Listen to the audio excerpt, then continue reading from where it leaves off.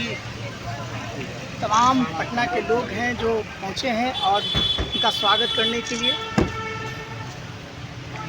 जल्दी लाओ।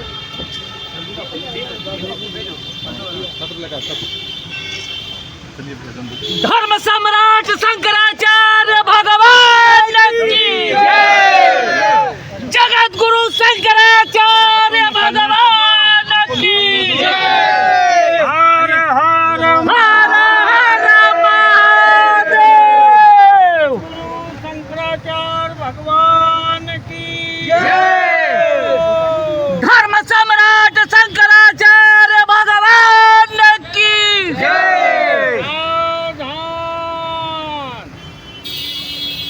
गौ माता की जय।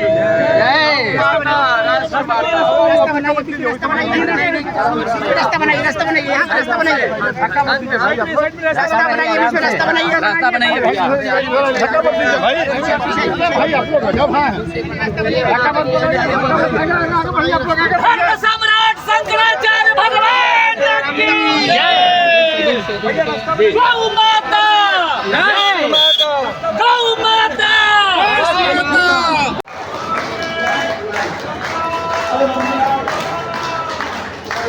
आगे से हटिए आपको। तो महाराज श्री पधार चुके हैं। जैसा कि आप सबको पता ही है, से सूचना है कि ये जो गोध्वज यात्रा पूरे राष्ट्र व्यापी है। और आपको बता दें कि आदि गुरु शंकराचार्य ने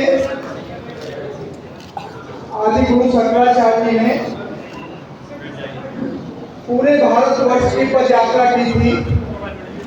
और उस परंपरा में जहाँ तक मैं समझता हूँ अपनी जानकारी के मुताबिक कि ये उसके बाद पहले शंकराचार्य महाराज हैं जो पूरे भारतवर्ष की यात्रा करेंगे। और मकसद है वो माता को, राष्ट्र माता का दूल्हा दिलवाना। एक चीज आपको बताना चाहेंगे, स्वामी श्री अमृतेश्वरानंद जी महाराज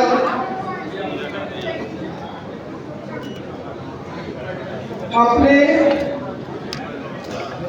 धर्म के प्रति अपनी सोच के कारण और शास्त्र के मुताबिक चलने वाले महाराज श्री हैं। और यही कारण है कि कई बार लोगों को भले पता लग जाता हो, लेकिन इनकी बातें जो होती हैं वो धर्म को मानने वाले के लिए सर्वोपरि है। तो ये बता रहे थे कि हम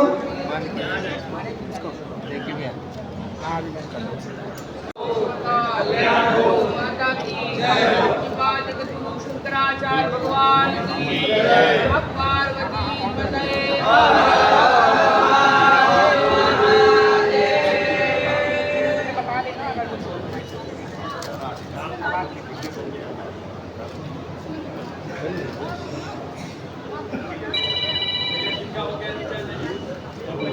पूज्यपाद श्रीमद जगतगुरु शंकराचार्य भगवान मंचासीन हो चुके हैं और परंपरा अनुसार उनकी चरण पादुकाओं की पूजा भी संपन्न हो चुकी है। पूज्यपाद महाराज श्री एक विशिष्ट अभियान के तहत, एक विशिष्ट आंदोलन के तहत आज बिहार की इस पवित्रतम राजधानी पटना में इस सुंदर स्थान पर उपस्थित है। और वो उद्देश्य इन आचार्य पीठों का सदा से रहा है गौ रक्षा, गौ माता की सेवा हो, गौ माता को राष्ट्र माता घोषित किया जाए। गौ के सम्मान में पूज्य शंकराचार्य जी महाराज की ये भारत वर्ष की परिक्रमा है, जिसमें वो 33 दिन में 33 प्रदेशों की राजधानी में जाएंगे और जाकर के इस क्रम को इस देश से गौ के कलंक समाप्त करने के लिए प्रयास करें।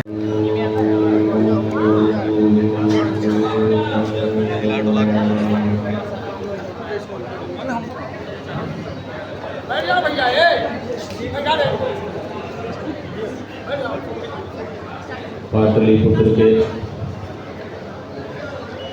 आप सम्मानित पत्रकार बंधु, ये बड़ा सुखद संयोग है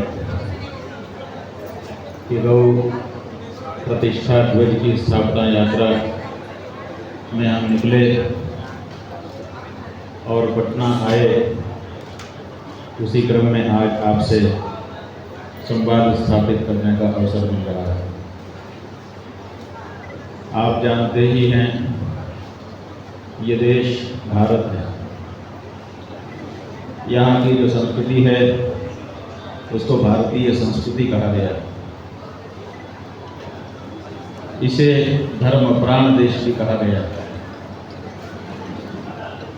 और ये सब कुछ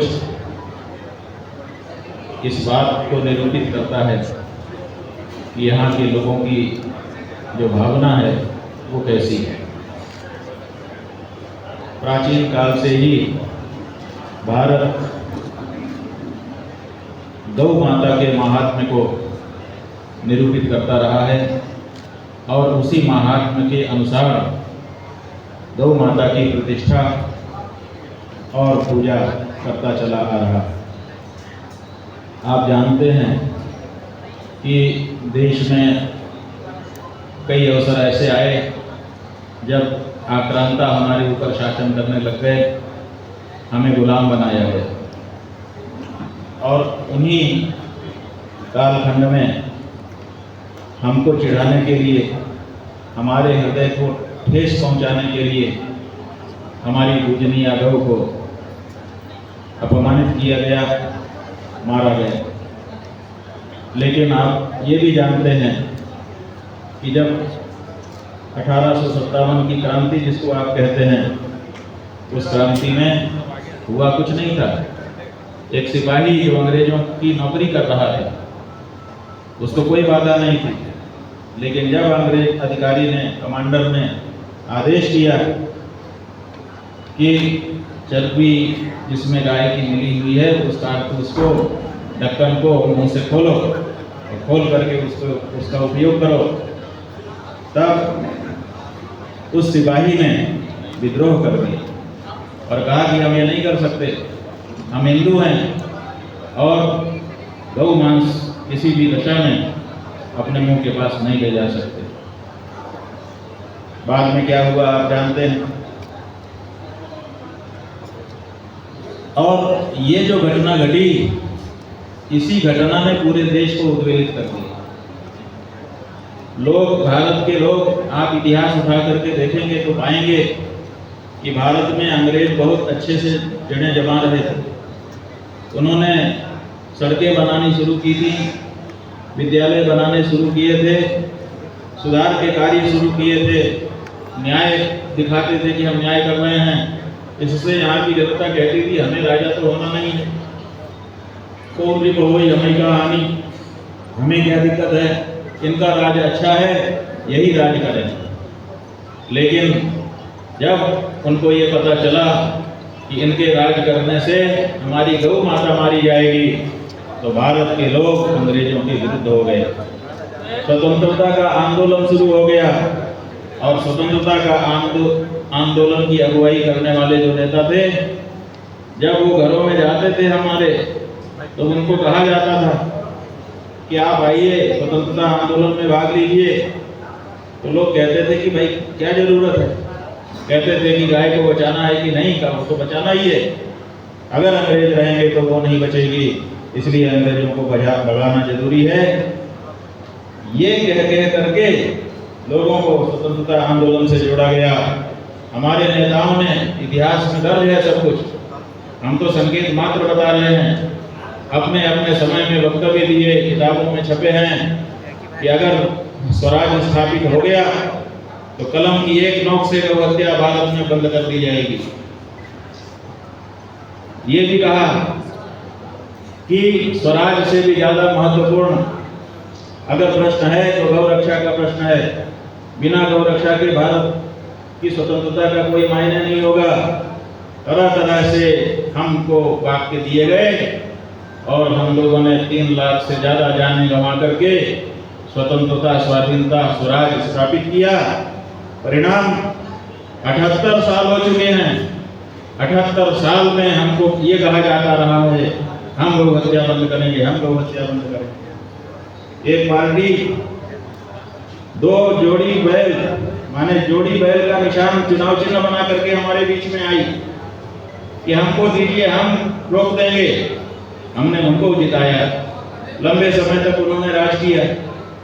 बाद में फिर दूध पीता बछड़ा वाली गाय, वो चुनाव चिन्ह लेकर के पार्टियां आई। हम उस पर भी बीच गए, ये देखिए इनका तो चुनाव चिन्ह ही दिया। लेकिन उन्होंने भी सत्ता में आने के बाद गौ हत्या को जारी रखा। फिर उनसे हमारा मोह भंग हुआ। फिर दूसरे लोग आए, उन्होंने कहा हमारा तो कलेजा जलता है ये गुलाबी रंग देख करके, पता नहीं तुम्हारा जलता है कि नहीं। हम लोगों ने समझा कि अरे इनसे बड़ा कोई वक्त कौन होगा, तो उनको एक तरफा वोट किया। फिर वो भी सत्ता में आए। सत्ता में आने के बाद बोले बहुमत नहीं है, फिर बहुमत दिया। बहुमत से आए, फिर और ज्यादा बहुमत चाहिए तो और ज्यादा बहुमत दिया। लेकिन लंबा समय उनको भी हम लोगों ने देख लिया। उन्होंने भी गौ हत्या बंद करना तो दूर, गौ मांस का जो निर्यात है उसमें देश को बढ़ाया। आज विश्व में दूसरे नंबर का देश भारत हो गया। गाय को पूजने वाला देश, गाय के मांस का सबसे बड़ा व्यापारी आज पूरी दुनिया में सिद्ध हो रहा है। गाय के जो कत्ल खाने हैं उनकी सब्सिडी बढ़ा दी गई, मशीनें अत्याधुनिक कर दी गई और गौ हत्या की कंपनियों से चंदा लेकर के राजनीतिक पार्टियां अपनी राजनीति करने लग गई। ऐसे में जो आशा थी वो टूट रही है। हम सोचते थे कि ये नेता नहीं करेगा तो ये नेता करेगा, ये पार्टी नहीं करेगी तो ये पार्टी करेगी, कोई तो होगा जो हम हिंदुओं की इस भावना को समझेगा। लेकिन बंधुओं, निराशा हाथ लग गई। कोई गाय के लिए आगे आने को तैयार नहीं है। तो ऐसे में हमको निकलना पड़ा। लोग कहने लगे कि शंकराचार्य लोग मठ में आराम कर रहे हैं, एयर कंडीशन लगा करके, गाय मारी जा रही है, क्या करेंगे। तो हमने सोचा कि ठीक है, हम अपना मठ छोड़ते हैं और जनता के बीच में चलते हैं। जनता जाग जाएगी, क्योंकि अब पार्टियों पे और नेता पे भरोसा करने का समय नहीं रहा। अब आखिरी भरोसा आप मतदाता हैं, देश के हमारे हिंदू मतदाता।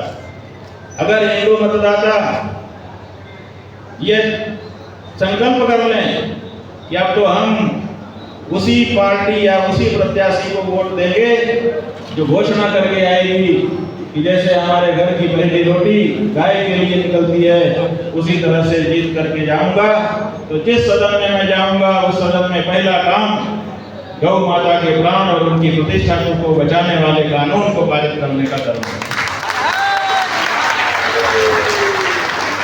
और बंधुओं, हमको ज्यादा नहीं चाहिए। मतदाता तो बहुत हैं, 100 करोड़ के करीब, उससे भी ज्यादा। हम तो कहते हैं कि हमारे शास्त्रों में कहा गया है कि गाय के शरीर में 33 कोटि देवता निवास करते हैं। तो 33 करोड़ मतदाता अगर खड़े हो जाएं घोषणा पूर्वक कि हम उसी को वोट देंगे जो गाय की बात करेगा, तो इस देश की राजनीति में एक नए बदलाव आ जाएंगे। इसलिए अब हमारी ये जो यात्रा हो रही है, इसके 2 उद्देश्य हैं। ये यात्रा पूरे भारत में जा रही है। भारत के हर प्रदेश में हम जा रहे हैं और वहां पर गौ ध्वजा की स्थापना कर रहे हैं। अयोध्या जी में भगवान श्री राम की जो जन्मभूमि है, उसके चारों तरफ रामकोट है। लगभग 3.5-4 किलोमीटर का घेरा है। हमने नंगे पांव वहां पर जाकर के परिक्रमा की, भगवान को प्रणाम किया। प्रणाम करके उनसे सामर्थ्य का आशीर्वाद मांगा कि हमको आशीर्वाद दीजिए, जनता को जगा सकें। और फिर हम निकल पड़े, लखनऊ गए। लखनऊ में गौ ध्वजा की स्थापना की। पटना आए हैं, पटना में महावीर मंदिर में जाकर के अभी गौ ध्वजा की स्थापना करेंगे। सवेरे श्री कृष्ण गोपाल गौशाला में जाकर के हमने गौ पूजन किया और वहाँ पर भी गौ ध्वजा की स्थापना की। ये हम क्यों कर रहे हैं? क्योंकि कई प्रदेश भारत में ऐसे हैं जहाँ गौ माता के बारे में कानून पहले से बना हुआ है, गौ भावना है, लेकिन कई प्रदेश ऐसे हैं जहाँ पर इस तरह का कोई कानून नहीं बनाया है। हम समझते थे कि ये शायद वहाँ के लोगों का विचार होगा, इसीलिए वहाँ कानून नहीं बना है। लेकिन जैसे जैसे और समझ बढ़ी गाय के बारे में, तो हमको समझ में आ गया कि ये लोगों की बात नहीं है, ये नेताओं की चतुराई है। क्या चतुराई है कि जहाँ पे ज़्यादा लोग गाय के बारे में भावना रखते हैं, वहाँ पर गाय के रक्षा का कानून बना दो और बाकी जगह पे खुला छोड़ दो।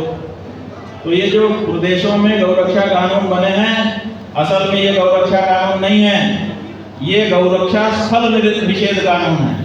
स्थल निषेध का मतलब यहाँ नहीं काट सकते आप, यहाँ गौ हत्या नहीं कर सकते, इसका मतलब है यहाँ नहीं कर सकते मतलब वहाँ ले जाके। ये तो वैसी ही बात हो गई कि जैसे कोई अपने घर में हो, कहीं इस कमरे में नहीं कर सकते, इसका मतलब है दूसरे कमरे में कर सकते हो, तो वहाँ चले जाओ। तो इसी कारण से ट्रकों में गायों को भर करके एक प्रदेश से दूसरे प्रदेश में ले जाया जाता है और वहाँ पर गौ हत्या कर दी जाती है। करके गौ माता को बचाने का प्रयास करता है तो उसको धर्मवीर, गौ रक्षा वीर कहने की जगह भारत के जिम्मेदार लोग गुंडा कह करके संबोधित करते हैं।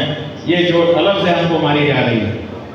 गाय के ऊपर जो चोट लग रही है वो अलग लग रही है, गौ रक्षकों के ऊपर भी चोट मारी जा रही है, उनको गुंडा कहा जा रहा है। और अभी जब हम पटना में आए तो हमको लोग मिले, उन्होंने कहा गाय को बचाने के लिए हम गए थे, हमें जेल में डाल दिया गया है। जाने कितनी संख्या है, 25-30 की संख्या में लोगों को जेल में डाल दिया गया और उनकी कोई सुनवाई नहीं है। वो गुंडे हैं, और अगर वो गुंडे हैं इसका मतलब है आप उनके ऊपर कानून लगा रहे हैं, आप उनकी भावनाओं को निकलने का, प्रकट होने का अवसर नहीं दे रहे हैं। इसका परिणाम जानते हैं, जब कोई शुद्ध भावना से कोई कार्य करने चलता है और उसको दबाया जाता है तो बहुत बड़ा विस्फोट होता है। इसलिए जब कुकर में गैस बनेगी और सीटी से निकल जाने का उस भाग को अवसर होगा तो कुछ नहीं होगा, और अगर कोई सीटी आपने नहीं रखी, अंदर की भाग को बाहर निकलने का रास्ता बंद कर दिया तो पूरा कुकर फटता है। तो ऐसा ना हो जाए कि गौ रक्षकों के ऊपर अन्याय करके आप उनको और भी ज्यादा उत्तेजित कर दें और आने वाले दिनों में कुछ दूसरा ही दृश्य हो जाए। तो ये सब परिस्थिति है जिस पर किसी भी देश प्रेमी को विचार करने की आवश्यकता होती है। तो हम ये चाहते हैं कि हम स्वयं आगे बढ़ करके सभी प्रदेशों में जाएं और जा करके वहाँ जब गौ ध्वजा की स्थापना करेंगे तो स्वाभाविक रूप से वहाँ पर भी गाय की चर्चा चलेगी। एक बार चर्चा तो चले, जब चर्चा चलती है तब उससे सभी तथ्य सामने आते हैं, और जब सामने आते हैं तो लोगों के दिमाग में वो घर करने लग जाते हैं। देश के बहुसंख्यक लोगों की जो भावना है उसकी अनदेखी नहीं की जा सकती। लोग ये कहते हैं कि हम अल्पसंख्यक हैं, हमारे यहाँ नहीं होगा। हम कहते हैं कि ये देश पूरा एक है कि टुकड़े टुकड़े कई देश हैं। भारत एक देश है कि कई कई देशों का एक संघ है। ये सोवियत संघ नहीं है, यहाँ पर प्रदेशों का कोई संघ नहीं बना हुआ है। ये पूरा देश एक है, एक देश एक चुनाव की बात की जा रही है। हमने ये कहा है कि अगर एक देश एक चुनाव चाहते हो तो बहुत अच्छी बात है, लेकिन एक देश तो गाय के बारे में भी पूरे देश में एक कानून बना दीजिए। और गाय के बारे में एक कानून अगर पूरे देश में नहीं बना सकते तो फिर इस देश को एक कहना छोड़ दीजिए, ये संभव नहीं है। तो ऐसी परिस्थिति में गौ माता के बारे में जो हमारा शास्त्र कहता है, हमारा वेद कहता है, हमारे पुराण कहते हैं, हमारी परंपरा कहती है, हमारा इतिहास कहता है, उसको लोगों के सामने लेके जाना पड़ेगा, बताना पड़ेगा। आज महाराष्ट्र में शिवाजी महाराज की एक मूर्ति हवा में गिर गई तो पूरे देश में चर्चा शुरू हो गई। ये जो शिवाजी हैं, ये शिवाजी क्यों बने? क्योंकि 17 साल की उम्र में जब वो बाजार में चले जा रहे थे तो एक कसाई एक गाय को पकड़ करके खींचता हुआ लेके जा रहा था। गाय उसके साथ जाना नहीं चाहती थी और वो बलपूर्वक खींच रहा था, रस्सी गले में बांध कर। शिवाजी इससे नहीं रहा गया। बाजार में दूसरे भी लोग थे लेकिन सब डर रहे थे कि वो शासक का आदमी था, अगर उसको छेड़ेंगे तो दिक्कत हो जाएगी। 17 साल के शिवाजी ने आगे बढ़ करके कहा, छोड़ दे गाय को, क्यों इतना अत्याचार गाय पे करता है? उसने उलट करके जवाब दिया और शिवाजी ने अपनी तलवार निकाल ली और तलवार का प्रहार कर दिया और गाय को छुड़ा दिया। ये इतिहास है। जिस दिन ये घटना घटी उसी दिन से भारत के हिंदुओं ने शिवाजी को अपने हृदय में बैठा लिया और आज तक उनको बैठा करके रखा है। ये गौ माता के भक्तों का देश है, ये गौ हत्यारों का देश नहीं है, ये भाइयों का देश है, ये कसाईयों का देश नहीं है। भाई का मतलब क्या है? भाई मतलब जिसकी माँ एक हो, कॉमन माँ। हमारी माँ और आपकी माँ अगर एक है तो हम दोनों भाई हो गए, और अगर हमारी और आपकी माँ एक नहीं है तो हम कैसे भाई हो सकते हैं? भाई होने के लिए माँ का कॉमन होना बहुत जरूरी है। इसलिए इस देश में भाईचारा तभी बढ़ सकता है जब हमारी एक माँ हो, और वो एक माँ दूसरी कोई नहीं हो सकती, वो गाय ही हमारी माँ हो सकती है। और बंधुओं, हमने जब ये गाना बजाया गया कुछ दिन पहले कि जो राम को लाए हैं हम उनको लाएंगे, तो बहुत तेजी से बजाया गया। जहाँ देखो यही गाना सुनाई देता था। हमारे लड़कों ने भी हमको ये गाना सुनाया और उन्होंने पूछा कि कौन राम को लाया। गाने में नहीं बताया गया है कि कौन राम को लाया। तो हम लोगों ने कहा भाई अनुसंधान करो। तो हम लोगों ने अनुसंधान किया, रामचरितमानस खोला, वाल्मीकि रामायण खोला, भागवत खोली, पुराण खोले, सब जगह पर हम लोगों को उल्लेख मिला। क्या उल्लेख मिला? कि धरती ने गाय का रूप धारण किया और ब्रह्मा जी के पास गई और जा करके उसने दुखड़ा रोया कि हमारे ऊपर अत्याचारी आ गए हैं, हमको भार हो रहा है, हमारे भार को हटाइए। तब भगवान ने कहा चिंता मत करो, हम अवतार धारण करेंगे, और तब भगवान आए। इसका मतलब राम को लाने वाली गाय, कृष्ण को लाने वाली गाय, जो भगवान को लाने वाली गाय है, अब उसको लाने का समय आ गया। उसको लाने का मतलब उसको प्रतिष्ठा प्रदान करनी है। और ये कोई नई प्रतिष्ठा हम नहीं मांग रहे हैं, हमारे पुरखों ने सर्वोच्च पदवी प्रदान की और वो पदवी आज तक गायब चली जा रही है। अब उस पदवी को बीच में दूषित किया गया है। हम चाहते हैं कि हमारे पूर्वजों की जो परंपरा रही है, गौ माता के प्रति हमारी जो भावना रही है, जो उनका प्रोटोकॉल शिष्टाचार रहा है, उसको हमारे देश की सरकार फिर से बहाल करे। कुछ लोग कुछ भी कह सकते हैं, लेकिन बहुमत की बात को हमारे देश में इस समय मौका दिया गया है। जो बहुमत पा जाएगा उसकी बात मानी जाएगी, वो जो कानून बना देगा सबको उसको मानना पड़ेगा। तो देश का जो बहुमत है वो गाय के पक्ष में है, इसलिए गाय के बारे में एक कानून पूरे देश में बन जाना चाहिए, इसमें विलंब नहीं करना चाहिए। एक और बात हम आपको बता के तब आपके प्रश्न हम लेंगे, वो ये है कि जब हम निकले इस यात्रा में तो हमारे मन में ये बात थी, क्योंकि उपायम चिंतयेत धीमान अपायम अपि चिंतयेत। हमारे यहाँ नियम नीति कहती है कि हर तरह से विचार कर लेना चाहिए किसी कार्य को करने पहले। तो हमने सोचा कि हमारा मुसलमान लोग विरोध करेंगे, तो हमने उनके ग्रंथों से पढ़ लिया कि जब वो विरोध करेंगे तो हम उनको ये जवाब नहीं के ग्रंथ से देंगे। ईसाई हमारा विरोध करेंगे तो हमने ईसाइयों के ग्रंथ पढ़ के तैयारी कर ली, और कोई विरोध करेगा उसके बारे में तैयारी कर ली और निकल पड़े। लेकिन निकलने के बाद क्या हुआ? किसी मुसलमान ने हमारा विरोध गाय के मामले में नहीं किया, किसी ईसाई ने हमारा विरोध गाय के मामले में नहीं किया। सबसे पहला जो विरोध हमारे सामने आया वो भारतीय जनता पार्टी का आया। आश्चर्य, हमने सोचा ही नहीं था। हमने सोचा था कि वो नहीं मानेंगे तब भी विरोध थोड़े करेंगे, वो चुप रहेंगे। लेकिन सबसे पहला विरोध नागालैंड के प्रदेश से आया। वहां के जो भारतीय जनता पार्टी के अध्यक्ष हैं, उन्होंने पत्र जारी करके कहा कि गाय हमारे भोजन की संस्कृति का हिस्सा है, इसके बारे में बात करने वाले को नागालैंड में प्रवेश नहीं देना चाहिए। हमको नागालैंड में प्रवेश से रोक दिया गया।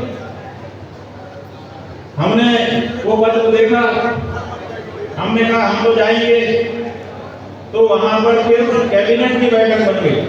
वहां पर मिली सरकार है, भारतीय जनता पार्टी का उप मुख्यमंत्री है। कैबिनेट की बैठक बुला दी वहां की सरकार ने, और कैबिनेट की बैठक बुला करके प्रस्ताव पारित कर दिया कि गाय की बात करने वाले शंकराचार्य को नागालैंड में प्रवेश नहीं दिया जाएगा। बताइए, भारत के नागरिक हम भी हैं और भारत के प्रत्येक नागरिक को किसी भी प्रदेश में आने की, जाने की और अपनी बात कहने की छूट होनी चाहिए कि नहीं होनी चाहिए? संविधान ने ये छूट दी है कि नहीं दी है? और हम कोई हिंसा की बात नहीं कर रहे थे कि हम किसी की हिंसा करेंगे, किसी को गाली देंगे। तो जब हमने नागालैंड के लोगों के विरुद्ध कोई वक्तव्य दिया ही नहीं, तो नागालैंड की सरकार ने बिना किसी कारण के प्रस्ताव पारित करके कैसे शंकराचार्य को नागालैंड में जाने से रोक दिया? और वो भी भाजपा। एक तरफ भाजपा के जो मुखिया हैं, संसदीय दल के नेता प्रधानमंत्री जी, वो गाय के साथ फोटो खिंचवा करके पब्लिक कर रहे हैं अपने हैंडल ट्विटर से, माला पहनाते हैं, जरी वाला शॉल पहनाते हैं, पूजा घर में दिखाते हैं। इसका मतलब ये हमारी पूजनीय है। एक तरफ उनकी तरफ से ये हमारे सामने दृश्य प्रस्तुत किया जाता है और दूसरी तरफ से उसी समय, उसी दिन नागालैंड भाजपा शंकराचार्य जी को केवल इसलिए नागालैंड में प्रवेश से निषेध कर देती है कि वो गाय की बात करने के लिए आ रहे हैं। ये दोहरा चरित्र, ये आश्चर्यजनक है। इसलिए हम ये मांग करते हैं, देश के लोगों की तरफ से मांग करते हैं कि भारतीय जनता पार्टी को भी ये स्पष्ट करना चाहिए कि असल में उनकी बात कौन सी है। जो प्रधानमंत्री जी दिखा रहे हैं वो है कि जो नागालैंड भाजपा का अध्यक्ष कह रहा है वो है। असलियत क्या है? ये दुरंगी नहीं चलेगी। दुरंगी छोड़ दे, ये रंग हो जा, सरासर मोम हो जा, संग हो जा। ये दुरंगी नहीं चलेगी कि जहां गाय के भक्त हैं वहां गाय के भक्त बन करके आप चले जाओ, और जहां गाय के भक्त नहीं है वहां पे गाय के मांस प्रेमी बन करके आप चले जाओ और दोनों जगह के वोट ले लो। आपको ये स्पष्ट करना होगा कि आपकी भावना में गाय के बारे में क्या बात है। तो ये स्पष्ट करने की भी जरूरत है। हम चाहते हैं कि देश की हिंदू जनता भारतीय जनता पार्टी से इस बारे में स्पष्टीकरण मांगे और संकल्प लेना है। हम ये नहीं कह रहे हैं कि अमुक पार्टी को वोट दो, हम ये नहीं कह रहे हैं कि अमुक पार्टी को वोट मत दो। हम ये कह रहे हैं कि जो पसंद हो तुमको पार्टी, उसी पार्टी को वोट दो, लेकिन वोट देने के पहले शपथ पत्र लिख लो प्रत्याशी से कि उसने क्या गाय के पक्ष में शपथ पत्र दिया है कि नहीं दिया है। क्योंकि अगर गाय के पक्ष में शपथ पत्र देने वाले प्रत्याशी को, पार्टी को आप वोट देंगे तो आपको गौ रक्षा का पुण्य मिलेगा, और अगर गौ हत्यारी पार्टियों को आप वोट देंगे तो आपको भी उनका समर्थन करने के लिए गौ हत्या का पाप लगेगा। तो हमारा उद्देश्य यह है कि हिंदू जनता गौ हत्या के पाप से बचे। बंधुओं, ये कुछ बातें हमने आपके सामने कह दी। ये गोपाल मणि जी हम लोगों के बीच में आए हैं। ये गौ प्रतिष्ठा आंदोलन इन्हीं की तरफ से चलाया जा रहा है। ये हमारे पास पहले आए थे, हम लोगों ने इनको समर्थन किया था, फिर इन्होंने लंबे समय तक लड़ाई लड़ी, फिर इनकी भी हिम्मत छूटने लग गई। फिर ये हमारे पास आए कि हम चाहते हैं कि चारों शंकराचार्य समर्थन होना चाहिए। तब हमने इनको समर्थन दिया और केवल समर्थन देने मात्र से हमको संतोष नहीं हुआ, इसलिए हम स्वयं चारों शंकराचार्यों की ओर से गौ माता की हत्या के विरोध में और गौ माता की प्रतिष्ठा के पक्ष में ये यात्रा कर रहे हैं और दूसरे भी उपक्रम कर रहे हैं। इससे पहले भी हमने किया और अभी ये यात्रा 35 दिन की है। इस यात्रा का समापन जब वृंदावन में होगा उसी दिन अगले चरण की भी हम घोषणा करेंगे। हम चाहते हैं कि अब इस देश में अंतिम ब्रह्मास्त्र यही है कि गौ मतदाता बन करके हिंदू गाय के लिए वोट करें, और गाय के लिए जब वोट होगा तो निश्चित रूप से गाय का काम होगा और यही हिंदुओं की विजय भी होगी। क्योंकि अभी तक जाने कौन कौन से मुद्दे पे हम लोग वोट करते रहे हैं, अभी तक हमने किसी धार्मिक मुद्दे पर, अपनी आस्था के मुद्दे पे वोट ही नहीं किया। तो गाय के मुद्दे पर वोट करना है, और गाय के मुद्दे पर अगर वोट करेंगे तो गौ माता की रक्षा होगी, गौ रक्षा का बहुत बड़ा पुण्य भी होगा और उनका आशीर्वाद भी मिलेगा। और जो पराक्रम हमारा हो चुका है वो पराक्रम फिर से हिंदू जाति में जागेगा और फिर हिंदू कृणवंतो विश्वमार्यम का उद्घोष करते हुए पूरे विश्व का जगत गुरु बनने के लिए तैयार हो। अब हमने अपनी बात कह दी। एक एक करके अगर आप लोग प्रश्न पूछ लेंगे तो हम उनका जवाब कर देंगे, उसके बाद फिर और बात जनता से।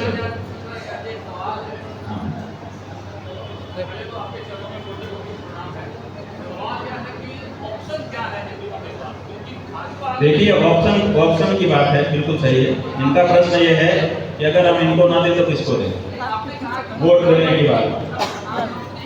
हमारा यही कहना पड़ेगा, 33 करोड़ वोट जब दिखाई देंगे कि एक तरफ हैं, तो भारत की हर पार्टी गौभक्त हो जाएगी। देख लेना, सींग लगा के आएंगे हमारे घर के सामने कि हम बछड़ा ही हैं सीधे। भाई राहुल गांधी नहीं, कोई भी, वो जो ओवैसी है ना, वो भी अगर कहे कि हम गौ भक्ति करेंगे और गौ माता की रक्षा के लिए खड़े हैं, तो हम उसको भी वोट देने को तैयार हैं, लेकिन छद्म हिंदू को वोट देने को तैयार हैं।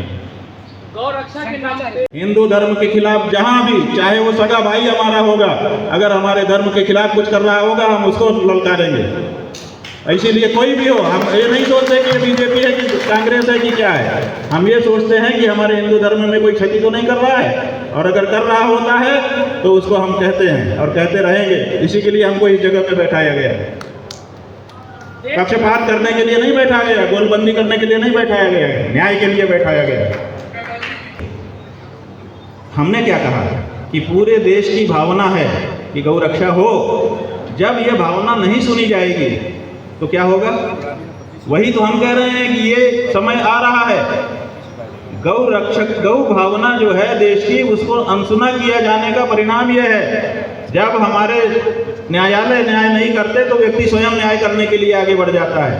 कहीं ऐसी परिस्थिति देश में ना आ जाए, यही तो चिंता है हमारी, और कौन सी चिंता है। तो घटना हुई है, वही तो छोटी सी घटना थोड़े है, वो इतना बड़ा छल हो गया। हिंदू समाज के साथ ये द्रोह हुआ है, जैसे राष्ट्रद्रोह होता है उसी कैटेगरी का ये द्रोह है हिंदू समाज के साथ। अब कह रहे हैं कि जांच करेंगे। जांच क्यों जल्दी नहीं होती है? अभी आपने केदारनाथ का नाम लिया कि वहां पर सोने का घोटाला, 2.5 साल हो गए, अभी तक जांच ही हो रही है। जब ये घोटाला सामने आया था तब मांग की गई थी लोगों के द्वारा कि जांच करिए, सरकार ने कहा था हम जांच करेंगे। 2.5 साल हो गए, अभी जांच ही हो रही है। ऐसे ही तिरुपति के मामले को भी जांच के नाम पर आप 2.5 साल खींच करके लेके चले जाएंगे। ये जो है, इसी का तो हम विरोध कर रहे हैं। तिरुपति में जो घटना हुई है, जिस तरह से हमारी हिंदुओं की पवित्रता को खंडित करने का षड्यंत्र किया गया है, वो बहुत ही बड़ा अपराध है, और जल्दी से जल्दी जांच करके जो इसके पीछे है उसको कड़े से कड़े दंड दिया जाना चाहिए, ऐसा हमारा कहना है। और साथ ही साथ मंदिरों से सरकारी नेता, सरकार और सरकारी अधिकारी हट जाने चाहिए, कम से कम धार्मिक मामले में, ये हमारा कहना है। धर्म बंधन नैतिक रूप से नहीं कर सकती है, गलत खुशी हुई है। या तो धार्मिक घोषित करो अपने आप को, और या तो फिर धर्मनिरपेक्ष बनो। दोनों एक साथ करते हो, धर्मनिरपेक्ष शपथ लेते हो और धार्मिक परिसर में आकर के व्यवस्था करते हो, उसी का तो ये परिणाम है। अगर कोई धार्मिक व्यक्ति होता तो ये कतई ना स्वीकार करता। कल लखनऊ में आपने ये बात कही, हम अभी सब राज्यों के लिए निकल पड़े, क्यों?